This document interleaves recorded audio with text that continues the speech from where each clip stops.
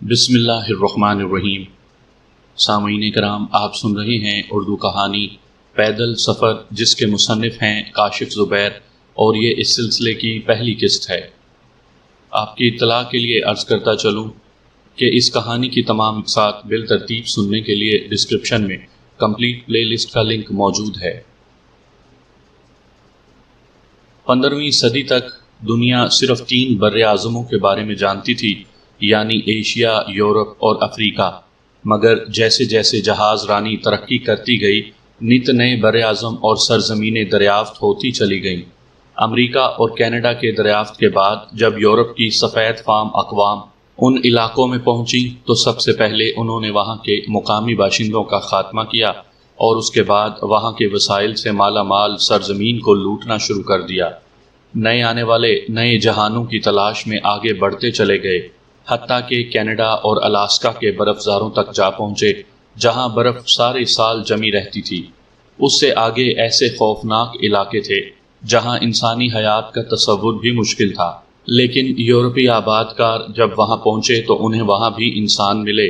یہ اسکیموز تھے جو ٹنڈارا کے علاقے میں اپنی بقا کی جدوجہد میں مصروف تھے، لیکن اپنے وطن کو چھوڑنے کے لیے تیار نہیں تھے۔ یہ مچھلیاں پکڑتے، پینگوئن اور برفانی ریچھوں کا شکار کرتے تھے اور رینڈیئر یعنی برفانی باراسنگے پالتے تھے۔ ان کے گھر برف کے بنے ہوئے تھے اور یہ برف پر پھسلنے والی گاڑیاں استعمال کرتے تھے۔ انہی برفانی لوگوں سے یورپ کو پہلی بار برف کے ایسے خطے کا علم ہوا جو صرف سمندر پر قائم تھا۔ یورپ کے لوگوں میں علم و تحقیق کی جستجو میں اضافے کے ساتھ ہی ان میں مہم جوئی کا جذبہ پروان چڑھنے لگا۔ وہ یورپ کی حد سے نکل کر دنیا بھر میں پھیل گئے۔ 16ویں صدی تک قطب شمالی کے برف زاروں پر پردہ پڑا رہا، کیونکہ بحری جہاز اس قابل نہیں تھے کہ برف توڑ کر برف زاروں تک پہنچ سکتے۔ یقیناً کچھ لوگ پا پیادہ اس طرف گئے ہوں گے، مگر تاریخ میں ہمیں ان کی مہمات کا کوئی سراغ نہیں ملتا۔ قطب شمالی 3 اطراف سے یورپ، ایشیا اور شمالی امریکہ کی سرزمینوں سے گھرا ہوا ہے، اور چوتھی سمت بحر اوقیانوس ہے جو بحر منجمد شمالی سے آ ملتا ہے۔ یہ خطہ اپنی دریافت کے بعد کئی صدیوں تک انسان کے لیے پراسرار بنا رہا۔ بالآخر وخانی بحری جہازوں کی تیاری کے بعد انسان اس قابل ہوا کہ اس منجمد سمندروں میں سفر کر سکے، لیکن یہ بحری جہاز بھی ایک حد سے آگے نہیں جا سکتے تھے۔ یہ کہنا مشکل ہے کہ برف زاروں کے باسی قبائل میں سے کوئی قطب شمالی تک پہنچنے میں کامیاب ہوا تھا یا نہیں، مگر باقاعدہ قطب شمالی تک پہنچنے کا اعزاز سب سے پہلے متمدن باشندوں کو حاصل ہوا۔ ان میں برطانیہ اور سویڈن کے افراد پیش رہے۔ 19ویں صدی کے آخر میں انسان سب سے پہلے قطب شمالی تک پہنچا، اگرچہ یہ ایک یقینی فتح نہیں تھی، کیونکہ اس وقت مناسب آلات دستیاب نہ ہونے کے باعث قطب کا صحیح مقام معلوم کرنا ناممکن نہیں تو بے حد دشوار ضرور تھا۔ بعد میں بہتر آلات کے ساتھ کئی ٹیموں نے قطب تک پہنچنے کا دعویٰ کیا، لیکن مصدقہ طور پر قطب شمالی سن 1986 میں سر ہو چکا تھا۔ اس کے بعد ایک سلسلہ چل نکلا۔ متعدد افراد نے طیاروں، غباروں، کتوں والی سٹیج گاڑیوں پر قطب کو سر کیا۔ اب صرف ایک طریقہ رہ گیا تھا جس کے ذریعے قطب سر نہیں کیا جا سکا تھا، یعنی آج تک کسی فرد یا ٹیم نے پیدل چل کر قطب تک رسائی حاصل نہیں کی تھی۔ اگرچہ یہ بھاری پتھر کئی بار اٹھایا گیا، لیکن ہر بار چوم کر رکھ دیا گیا۔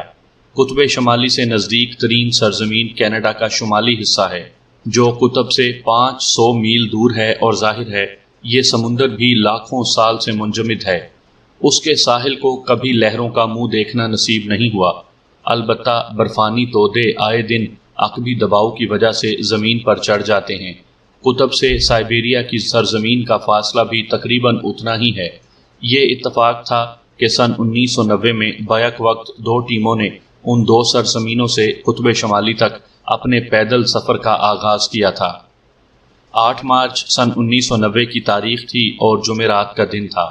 دوپہر کے 1:30 ہوئے تھے گرین وچ مین ٹائم کے مطابق، کیونکہ اس خطے میں آ کر اوقات کار گڑبڑ ہو جاتے تھے۔ صبح، دوپہر، شام اور رات کا کچھ پتہ نہیں چلتا تھا، اس لیے بین الاقوامی طور پر اس خطے میں GMT نافذ کر دیا گیا تھا، جسے سب تسلیم کرتے ہیں۔ برف کی موٹی تہ میں پوشیدہ جزیرے وارڈ ہینٹ آئی لینڈ کے اوپر 2 انجنوں والے اوٹر طیارے نے چکر لگایا۔ اسے کم از کم 300 گز ہموار قطعے کی تلاش تھی۔ بالآخر پائلٹ کو طیارہ اتارنے کے لیے مناسب جگہ مل ہی گئی۔ وارڈ ہنٹ آئی لینڈ کا جزیرہ قطب شمالی کی طرف براعظم شمالی امریکہ کا آخری خشکی کا ٹکڑا بھی تھا۔ طیارے سے پہلے یہ خاکسار برآمد ہوا۔ میرا نام برجی آؤس لینڈ ہے، چونکیے مت، ہم ناروے والے ایسے ہی نام رکھتے ہیں۔ میرے پیچھے گیر تھا اور اس کے بعد ارلنگ، یہ دونوں میرے ہم وطن ہیں۔ پائلٹ نے سامان سے بھری 3 سلیج اتاری اور فوراً واپس روانہ ہو گیا۔ اسے خدشہ تھا کہ طیارے کا انجن بند ہو گیا یا اس کے اسکینر پر برف جم گئی تو اس کی واپسی کھٹائی میں پڑ جائے گی۔ آسمان پر جمع گہرے سرمئی بادل الگ دھمکیاں دے رہے تھے۔ ہلکی برف باری جاری تھی جو کسی بھی وقت طوفان میں بدل سکتی تھی۔ ہم سمندر پر اترے تھے جہاں طے در طے برفانی تودے جمع ہو رہے تھے۔ یہ تودے شاید کئی 100 سال پہلے قطب شمالی سے چلے ہوں گے اور ہر سال چند 100 میٹر آگے کی طرف کھسکتے ہوئے بالآخر یہاں تک آ پہنچے تھے۔ البتہ کھلے سمندر میں یہ تودے کہیں زیادہ تیزی سے سفر کرتے ہیں۔ ان مہیب برفانی تودوں کا وزن کسی پہاڑ سے کم نہیں ہوتا۔ میں نے تھرمامیٹر کی طرف دیکھا، درجہ حرارت -58 درجے فارنہائٹ تھا، یعنی ایک معمول کا گرم دن۔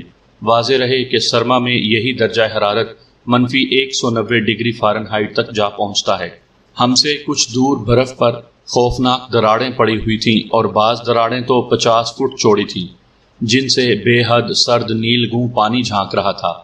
ہم 3 نفوس کے ساتھ اترنے والے سامان کا کل وزن تقریباً 1000 پاؤنڈ یا نصف ٹن تھا، جو 3 سلیج گاڑیوں پر یکساں طور پر منقسم تھا، یعنی فی کس 350 پاؤنڈز۔ یہ ویسی ہی سلیج گاڑیاں تھیں جیسی اکثر برفانی خطوں میں دکھائی جاتی ہیں اور جنہیں کتے یا رینڈیئر کھینچتے ہیں۔ ہمارا یہ پرخطر سفر براعظم شمالی امریکہ میں شمال کی طرف خشکی کے آخری ٹکڑے سے قطب شمالی تک تھا، لہٰذا ارلنگ نے جا کر جزیرے کی سرزمین کو چھوا اور یوں ہمارے سفر کا باقاعدہ آغاز ہوا۔ قطب شمالی یہاں سے 500 میل دور تھا اور ہمیں یہ فاصلہ بغیر کسی جانور یا مشینی ٹرانسپورٹ کی مدد کے صرف اپنے پیروں پر طے کرنا تھا۔ اس دوران میں ہمیں نہ تو اضافی خوراک ملتی اور نہ ہی ایندھن، بلکہ ہم جو آلات لے کر جا رہے تھے ان کے بدلے بھی کوئی دوسری چیز نہ ملتی، لہٰذا ہم نے ہر چیز بہت چھان پھٹک کر اور جانچ کر لی تھی۔ ہم صرف انتہائی ضرورت کی اشیاء لائے تھے تاکہ وزن کم سے کم رہے، اور ہم ان میں سے کسی شے کی محرومی برداشت نہیں کر سکتے تھے۔ ہمارا اصل زاد راہ ہمارا حوصلہ تھا۔ اس سے پہلے میں 12 بار قطب شمالی آ چکا تھا اور میں قطب کے 350 میل نزدیک جا چکا تھا۔ ہم سے پہلے بھی متعدد مہم جو قطب شمالی تک پیدل سفر کی کوشش کر چکے تھے۔ برطانوی مہم جو سر رینالف فینسی نے 3 بار قطب شمالی سر کرنے کی کوشش کی، جو بدقسمتی سے 3 بار ناکام رہی۔ دراصل تقدیر نے اس اعزاز کے لیے ہمیں منتخب کر لیا تھا۔ سر رینالف نے پہلی کوشش سن 1986 میں کی تھی، پھر لگاتار 1988 اور 1999 میں، مگر ہر بار مہم کسی نہ کسی سبب ناکام رہی۔ جن دنوں ہم کینیڈا میں تیاری کر رہے تھے، ہمیں اطلاع ملی کہ سر رینالف بھی ایک ٹیم کے ساتھ مارچ کے پہلے ہفتے میں قطب شمالی کی طرف جا رہی ہیں، اور اس بار ان کا ارادہ سائبیریا کی طرف سے جانے کا تھا، جس کے لیے انہوں نے روس کی حکومت سے خصوصی اجازت لی تھی۔ روسی بھی کئی بار اس قسم کی مہمات پر مہمجو بھیج چکے تھے، لیکن ان کا انجام معلوم نہیں، غالباً وہ سب بھی ناکام رہے تھے۔ ساتھیو، کیا تیار ہو؟ ارلنگ نے چلا کر پوچھا۔ ہم تیار ہیں، ہم نے نعرہ لگایا اور اپنی سلیجز کھینچنے لگے۔ خدا کا شکر ہے کہ برف ٹھوس تھی، ورنہ اس پر سلیج کھینچنا خاصا مشکل ہوتا۔ البتہ جا بجا برف کی چھوٹی بڑی گولیاں بکھری ہوئی تھیں۔ دراصل جب کسی تودے کے بے پناہ دباؤ سے برف کی سطح تڑکتی تو اس میں پڑنے والی دراڑوں سے سمندر کا پانی فوارے کی طرح نکلتا تھا۔ یہ پانی زمین پر گرنے سے پہلے ہی سخت سردی کے باعث جم جاتا اور برف کی گولیاں سی بن جاتی تھیں۔ یہ چنے سے لے کر اخروٹ تک کے حجم کی تھیں اور چلتے ہوئے ہمارے جوتوں تلے آتی تھیں، اس لیے ہم بہت محتاط ہو کر قدم بڑھا رہے تھے۔ ہم میں سے کوئی ٹانگ توڑوانا تو ایک طرف رہا، موچ آنے کا متحمل بھی نہیں ہو سکتا تھا۔ یہ گولیاں سلیجس کی اسکینر کے آگے آ کر مزاحمت کر رہی تھیں اور ہمیں معمول سے زیادہ زور لگانا پڑ رہا تھا۔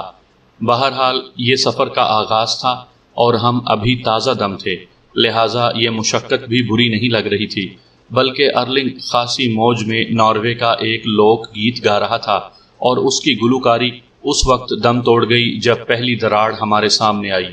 یہ دراڑ غالباً 2 روز پہلے وجود میں آئی تھی اور اس کی سطح پر برف جم چکی تھی، لیکن ہم اس کے دھوکے میں آنے والے نہیں تھے۔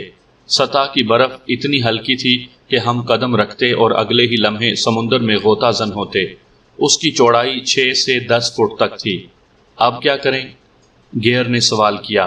کسی ایسی جگہ کی تلاش جہاں سے ہم دراڑ عبور کر سکیں، میں نے جواب دیا۔ فیصلہ شمال مشرق کے بارے میں ہوا اور ہم سلیجز کھینچتے آگے روانہ ہو گئے۔ 1 میل بعد دراڑ ختم ہو گئی اور ہم ایک بار پھر اپنی منزل کی طرف بڑھنے لگے۔ سردی اگرچہ ٹنڈرا کے حساب سے بہت کم تھی، لیکن ہمارا برا حال تھا۔ ہونٹ نیلے پڑ گئے تھے اور ہاتھ پیر سن ہو رہے تھے۔ ہمارے چاروں طرف وحشت ناک برفزار تھا، جس میں عجیب و غریب شکلوں کے برفانی تودے سر اٹھائے کھڑے تھے۔ کہیں یہ مینار نما تھے اور کہیں پہاڑ نما۔ میں نے ایک اہرام مصر جیسا تودا بھی دیکھا تھا۔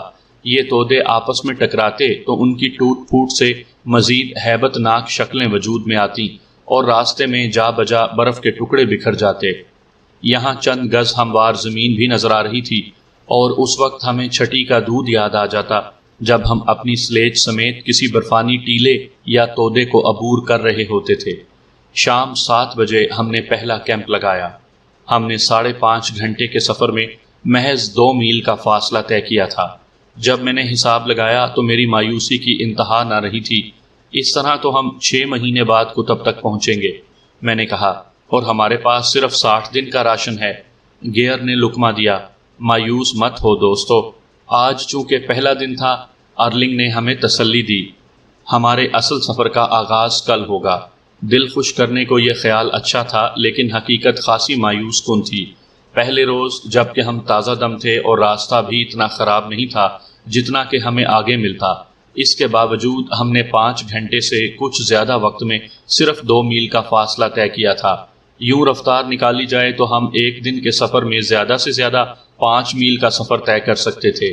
اس لحاظ سے ہمیں قطب تک پہنچنے میں 100 دن لگ جاتے، جبکہ ہمارا راشن 40 دن پہلے ہی ختم ہو گیا ہوتا۔ مہم کے آغاز میں ہم نے اندازہ لگایا تھا کہ ہم روزانہ 10 میل کا سفر طے کریں گے اور 50 دن میں اپنی منزل تک پہنچ جائیں گے۔ اگر کسی غیر متوقع حادثے نے ہماری مہم کا اور خود ہمارا خاتمہ نہ کر دیا تو حادثات کی اس علاقے میں کوئی کمی نہیں تھی۔ سب سے زیادہ خوف یہ تھا کہ ہم سفر کرتے ہوئے کسی دراڑ میں نہ جا گریں، یا رات کو سوتے ہوئے برف تڑخے اور ہم خیمے سمیت سمندر میں غرق ہو جائیں۔ سفر کے آغاز سے پہلے ہی ہم نے طے کر لیا تھا کہ روزانہ 8 گھنٹے کی نیند ہر حال میں پوری کریں گے۔ اس کے علاوہ کیمپ لگانے اور اکھاڑنے کے لیے 1 گھنٹہ چاہیے تھا۔ البتہ جب پریکٹس ہو جاتی تو ہم خاصے کم وقت میں یہ اکھاڑ پچھاڑ کر سکتے تھے۔ اس کے علاوہ 3 وقت کے کھانے میں ہمیں 1 گھنٹہ مزید لگتا۔ یوں 24 میں سے 12 گھنٹے ہمارے پاس بچ جاتے، جس میں ہم سفر کر کے 10 میل طے کر سکتے تھے۔ لیکن پہلے روز کے سفر نے ہمیں بتا دیا کہ ہمارے اندازے کس قدر غلط تھے۔ ہم نے راستے کی مشکلات کے بارے میں درست اندازہ نہیں لگایا تھا۔ اگلے روز جب ہم نے کیمپ لگایا تو درجہ حرارت کسی قدر بہتر تھا، یعنی 52 درجے منفی فارنہائٹ۔ اس پر بھی ہمارے بیگ، بستر اور خاص طور سے کھانے کا سامان سردی سے پتھر کی طرح سخت ہو رہا تھا۔ ارلنگ بیچارے کا ایک دانت لنچ چبانے کی کوشش میں ٹوٹ گیا تھا۔ ہم اس ستم ظریفی پر خوب ہنسے تھے، سوائے ارلنگ کے۔ دانت ٹوٹنے سے اس کی رگ متاثر ہوئی تھی اور وہ خاصی تکلیف میں تھا۔ خوش قسمتی سے ہمارے پاس دانت بھرنے والا پیسٹ تھا۔ پہلے میں نے ارلنگ کے ٹوٹے دانت پر پیسٹ بنا کر لگا دیا، پھر اس پر ٹوٹا ہوا دانت جما دیا۔ ارلنگ کئی دن تک دوسری داڑھ سے کھاتا رہا۔ بہرحال ہمارا علاج کامیاب رہا اور ارلنگ کا ٹوٹا دانت جڑ گیا۔ اگلے 1 ہفتے تک ہماری اوسط رفتار 5 میل فی دن رہی تھی۔ یہ رفتار ابتدائی اندازے سے خاصی کم تھی، لیکن پہلے سے بہت بہتر تھی۔ بلکہ ہم ہر گزرتے دن بہتر کارکردگی دکھا رہے تھے، اور امید تھی کہ جیسے جیسے خوراک اور راشن کا وزن کم ہوگا جو ہم استعمال کرتے جائیں گے، ویسے ویسے ہماری رفتار بڑھتی جائے گی۔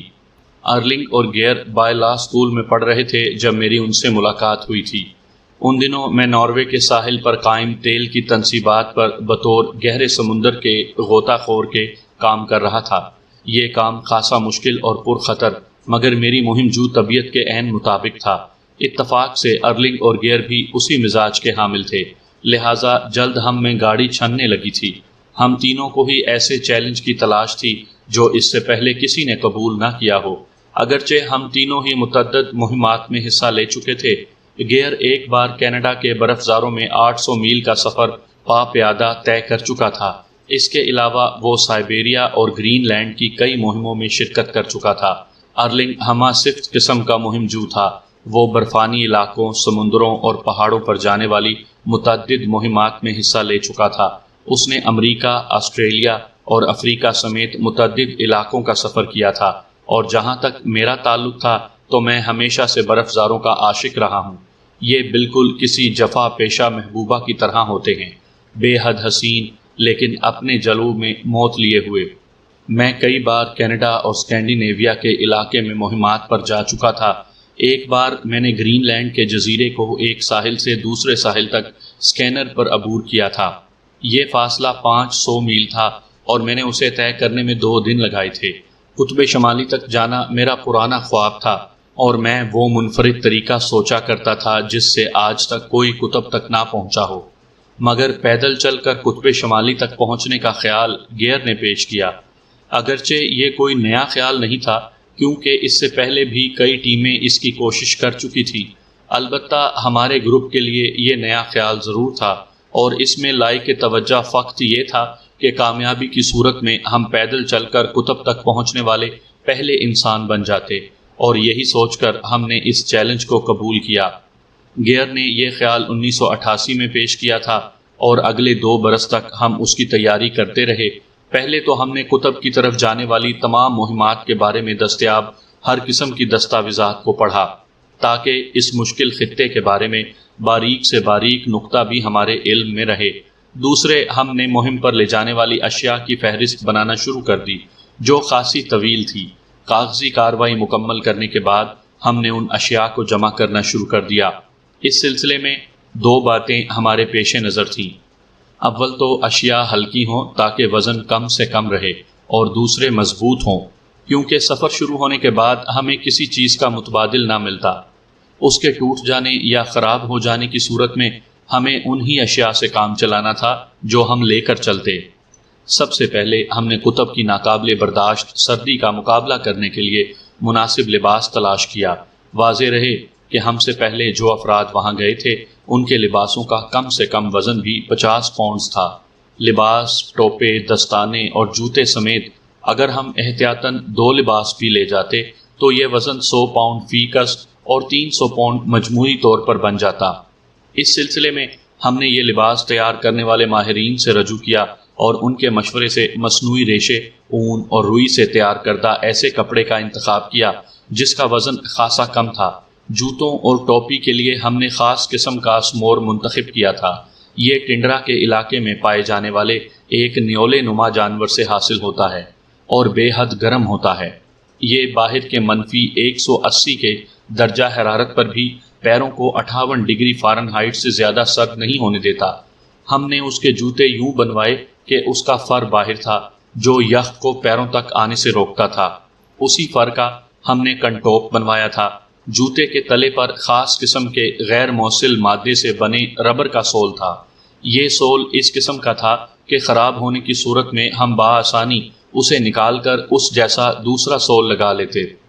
ہم سے پہلے جو مہم جو قطب شمالی کی طرف گئے تھے انہوں نے لکڑی اور دھات کی بنی سلیجز استعمال کی تھیں۔ یہ نہ صرف وزن میں زیادہ تھیں بلکہ برف پر ان کی کارکردگی بھی اچھی نہیں تھی۔ ٹھنڈ سے یہ ناقابل برداشت حد تک یخ ہو جاتی تھیں، اور ظاہر ہے ان میں رکھا سامان بھی جم جاتا تھا جسے کھولنا اور استعمال کرنا مشکل ہو جاتا تھا۔ ہم نے پہلے مختلف قسم کے کمپوزٹ سرامکس کی سلیجز بنوائیں اور ان کی بھرپور آزمائش کر کے ایک کاربن فائبر کی بنی سلیجز کو منتخب کیا جو نہ صرف سب سے ہلکی تھی بلکہ بہت زیادہ سردی میں بھی یخ نہیں ہوتی تھی۔ اس کی سکیز پر برف نہیں جمتی تھی اور اس میں رکھا جانے والا سامان جمنے سے محفوظ رہتا تھا، یعنی پتھر کی طرح سخت نہیں ہو جاتا تھا۔ بصورت دیگر ہمیں جو پریشانی اٹھانی پڑتی اس کا اندازہ صرف ہمیں ہی تھا۔ مثال کے طور پر وہ خیمہ جو ہم ہر رات کو نصب کرتے اور صبح اکھاڑتے تھے، سلیپنگ بیگ جس میں ہم گھس کر سوتے تھے، یہ سب اعلیٰ درجے کے میٹیریل سے تیار کیے ہوئے تھے، ہلکے، مضبوط اور بے حد گرم۔ لیکن زیادہ سردی میں یہ نرم خیمے اور سلیپنگ بیگز فولادی چادر کی طرح سخت ہو جاتے اور انہیں کھولنے اور بند کرنے کے لیے ہمیں باقاعدہ کشتی لڑنا پڑتی۔ ہمارے خیمے خصوصی ایلومینیم کے بنے ہوئے تھے جو -150 درجے فارنہائٹ پر بھی اندر کے درجہ حرارت کو برقرار رکھتے تھے۔ اسی طرح نرم اور مصنوعی ریشے سے بنے سلیپنگ بیگ بے حد گرم تھے۔ ہمارے وزن کا سب سے زیادہ حصہ راشن اور ایندھن پر مشتمل تھا، جس کا مجموعی وزن 500 پاؤنڈز کے لگ بھگ تھا۔ ہم نے یومیہ 2 پاؤنڈ فی کس خوراک اور نصف پاؤنڈ مایا گیس کا تخمینہ لگایا تھا۔ خوراک سادہ مگر غذائیت اور حراروں سے بھرپور تھی۔ اس میں گائے اور سور کا خشک گوشت، ابلی ہوئی سبزیاں، ٹن پیک مچھلی، کھانے کا تیل، شکر اور کافی کے ساتھ کریم کے کچھ ڈبے شامل تھے۔ مزید برآں ہم ملٹی وائٹامن کی گولیاں بھی ساتھ لائے تھے تاکہ شدید مشقت کے بعد بھی ہماری جسمانی توانائی برقرار رہے۔ یہ خوراک برابر مقدار میں تینوں سلیج گاڑیوں میں تھی تاکہ کسی حادثے کی صورت میں ہم اپنے تمام ہی راشن سے محروم نہ ہو جائیں۔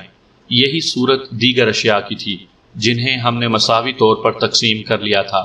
مایا گیس کے ہمارے پاس 15 لیٹر والے 3 سلنڈر تھے۔ وزن کم رکھنے کے لیے سلنڈر بھی فائبر گلاس کے بنے ہوئے تھے۔ روزانہ نصف پاؤنڈ گیس ہمارا کھانا اور کافی وغیرہ تیار کرنے کے علاوہ 6 گھنٹے خیمے کو گرم رکھنے کے لیے کافی تھی۔ ہم اپنے ساتھ مختصر سائز کے 2 چولہے بھی لے جا رہے تھے۔ خوراک کے بعد ہمارے پاس دوسرا سب سے وزنی سامان جدید برقی آلات تھے۔ ان میں 3 عدد دستی سائز کے ریڈیو ٹرانسمیٹر شامل تھے۔ یہ VHF پر کام کرتے تھے اور طویل فاصلوں کے لیے کارآمد نہیں تھے۔ ہم چاہتے تو اپنے ساتھ شارٹ ویو ریڈیو ٹرانسمیٹر لا سکتے تھے، لیکن یہ اکیلا ٹرانسمیٹر ہی ان دستی سائز کے ریڈیو سے 10 گنا بھاری تھا۔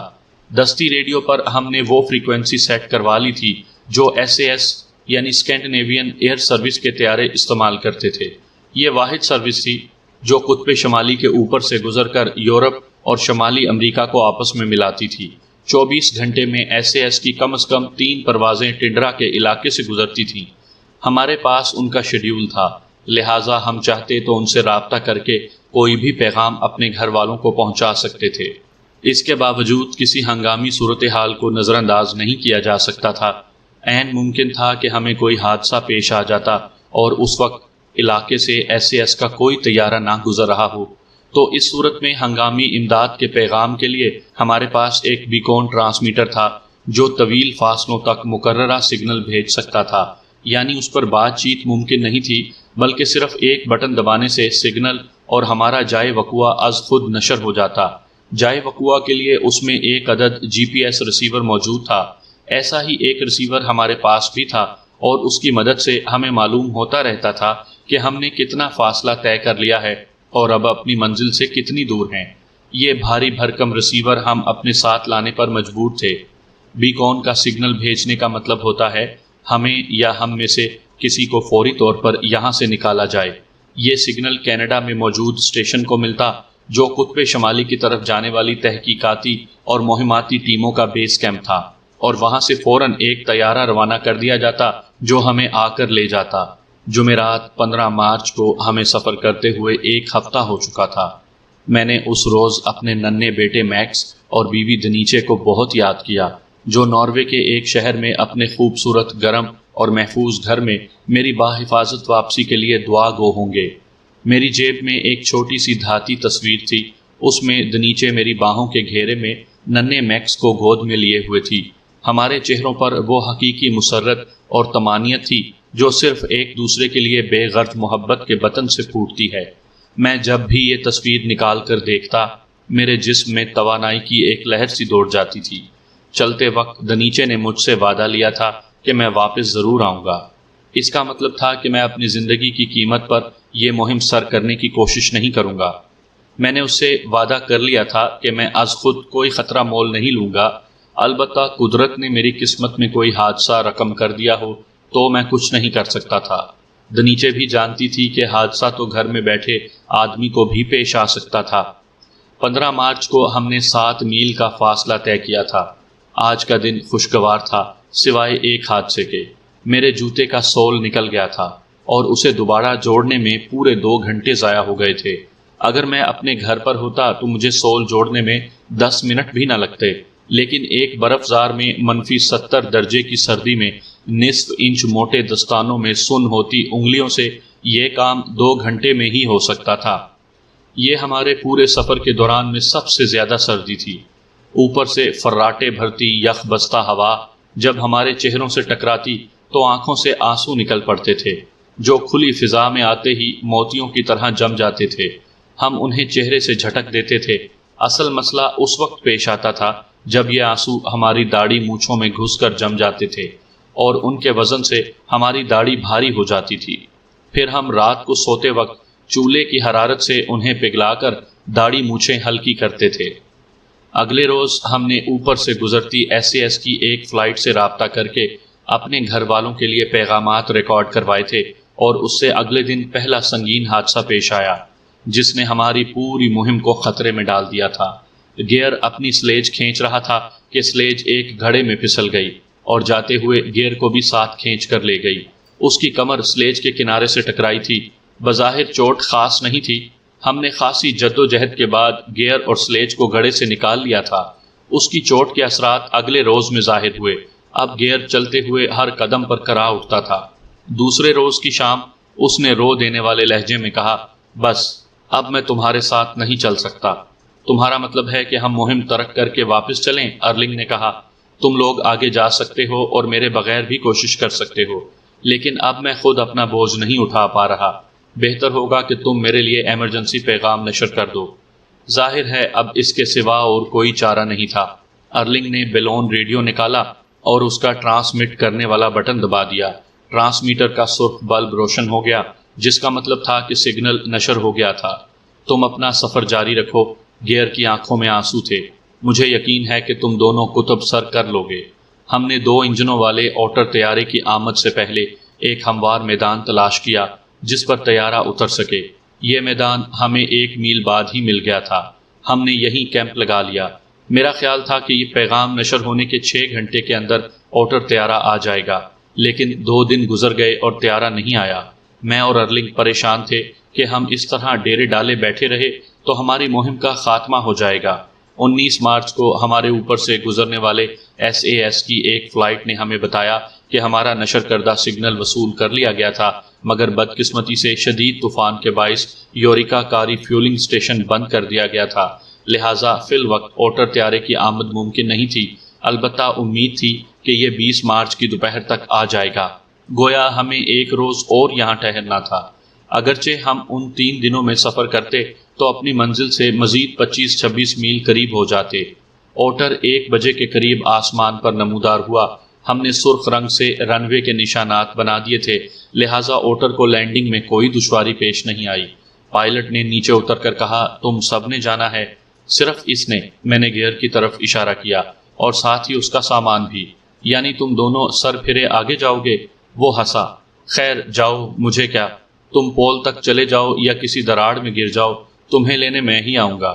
یہ بتاؤ، سینڈوچ اور کافی چلے گی؟ ارلنگ کا تو مجھے پتا نہیں، لیکن میرا برا حال ہو گیا تھا۔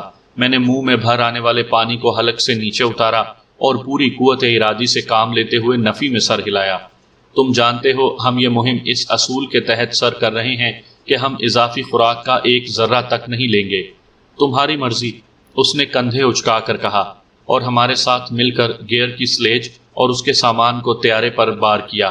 اس کا سامان ہم نے پہلے ہی الگ کر لیا تھا، خاص طور پر راشن اور ایندھن۔ اب باقی ماندہ راشن اور ایندھن صرف 2 افراد کے لیے تھا۔ جانے سے پہلے گیئر ہم سے گلے ملا تو شدت جذبات سے اس کے آنسو بہہ رہے تھے۔ ہم اس کے جذبات سمجھ رہے تھے۔ اس مہم کا خیال سب سے پہلے اسے ہی آیا تھا، اور اسی نے سب سے زیادہ محنت بھی کی تھی اور منصوبہ بھی اسی نے تیار کیا تھا، اور اب اسے ہی مہم درمیان میں چھوڑ کر جانا پڑ رہا تھا۔ ہم کامیاب تمہارے پاس آئیں گے، میں نے اس سے کہا۔ میں تمہارے لیے دعا کروں گا۔ گیئر مسکرایا اور طیارے میں سوار ہو گیا۔ چند لمحے بعد اوٹر فضا میں بلند ہوا تو ہم دونوں خود کو بے حد تنہا، اداس اور مایوس محسوس کر رہے تھے۔ اس سے پہلے کہ جذبات ہم پر حاوی آ جاتے، ہم آگے روانہ ہو گئے۔